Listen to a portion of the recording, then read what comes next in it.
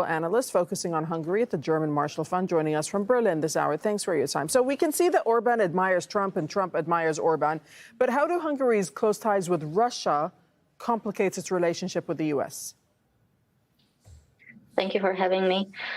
Indeed, this is one of the areas, apart from Hungary's close relations with China, that can be a contentious issue between Hungary and the United States. It's not only that Hungary is dependent on Russian energy imports, but actually since the start of the full-scale invasion, it has increased its import of oil from Russia rather than moving away.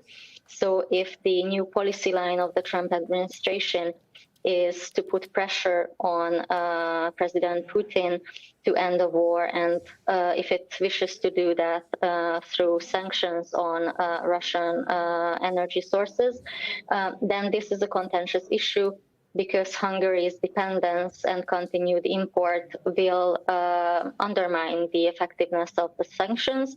And especially, I would argue that also if Prime Minister Orbán receives an exemption from President Putin, it will weaken the effect and credibility of the American sanctions. So just how much is at stake for Orbán when it comes to this exemption that he's looking for?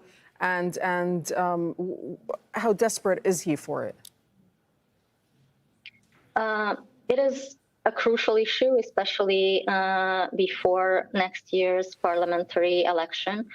The Hungarian government has been campaigning on cheap energy prices for a good decade, and a quick transition or sanctions on Hungary would undercut this strategy.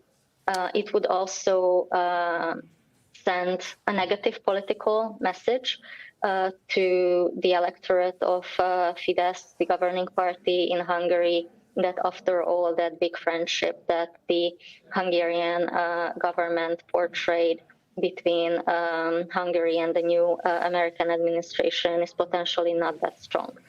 Ultimately, the big challenge would be to shift away from Russian sources, but it cannot be done as fast as the Trump administration now would expect. So by Orbán going to the White House and visiting Trump, is he sending a message to the international audience, or is it more to a domestic audience? And what is that message? I would say both.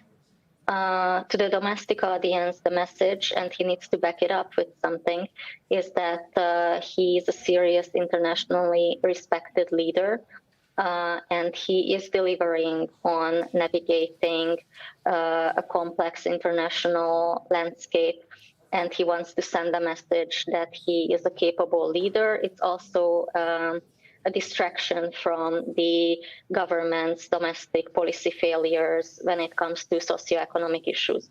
Internationally, he wants to strengthen his position by gaining Trump's support within the European Union.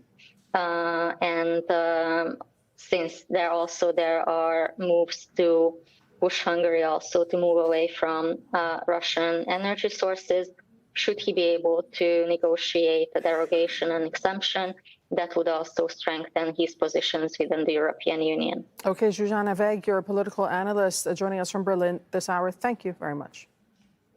Thank you so much for having me.